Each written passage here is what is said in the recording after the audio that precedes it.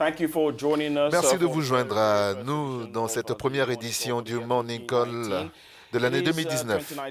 Et bien évidemment, nous sommes en 2019 et vous avez probablement envoyé des messages à vos proches pour leur souhaiter une bonne année.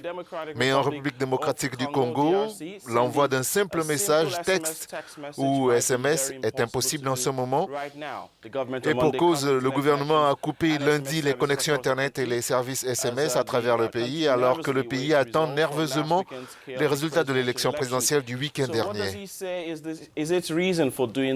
Barnabé Kikaya Bin Karoubi, conseiller spécial du président Joseph Kabila, a déclaré que cette coupure avait pour but de préserver l'ordre public alors que des résultats fictifs commencent à circuler sur les médias sociaux.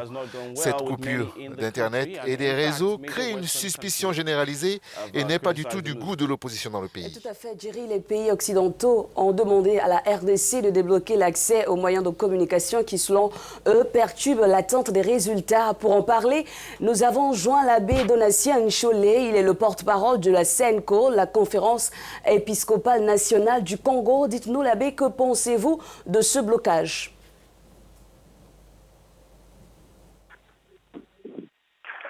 Je dis que je suis vraiment gêné un peu parce que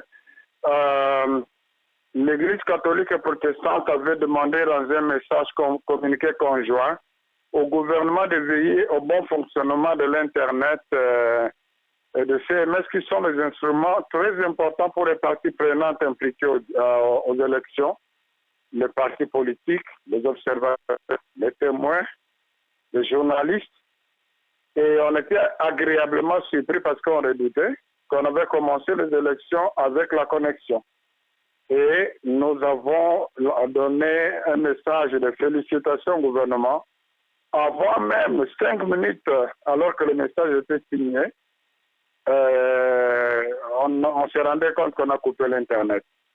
On est vraiment désolé parce que ça présume qu'on veut cacher quelque chose, quoi, alors qu'on est à l'heure de la liberté, où les gens peuvent se communiquer. Ce qui fait le plus mal, c'est le fait que c'est la bonne année, les jours où les gens communiquent pour se souhaiter rêver.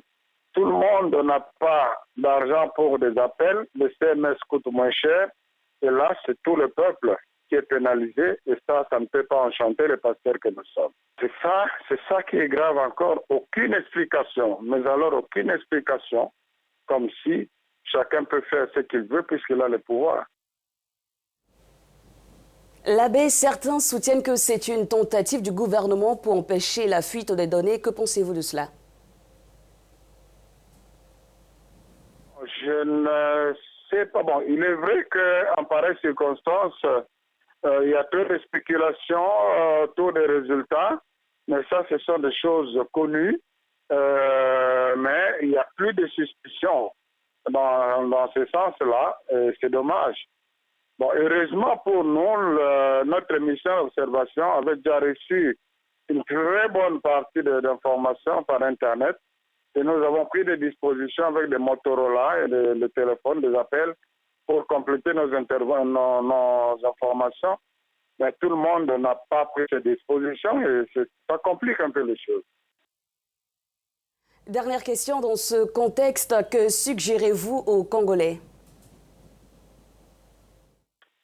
Le discours de la CENCO, c'est d'abord que le peuple congolais attende dans la sérénité, que la CENI respecte les règles de jeu, particulièrement la facilitation de l'accès des témoins des observateurs dans les centres de compilation, qu'on avait du mal à identifier. Je crois que maintenant qu'on les a identifiés, mais aussi afficher le résultat des bureaux de vote comme c'est prévu dans la loi.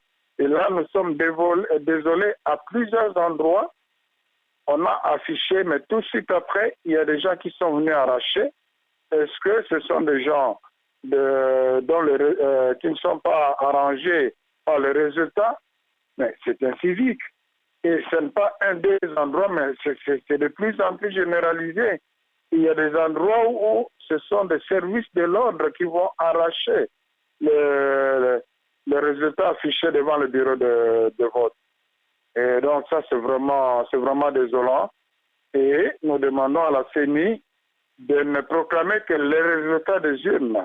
Il n'y a que la CENI qui peut présenter les résultats, mais nous, comme mission d'observation, avec le système que nous avons mis en place, nous sommes en mesure de dire si les résultats publiés par CENI sont crédibles ou pas.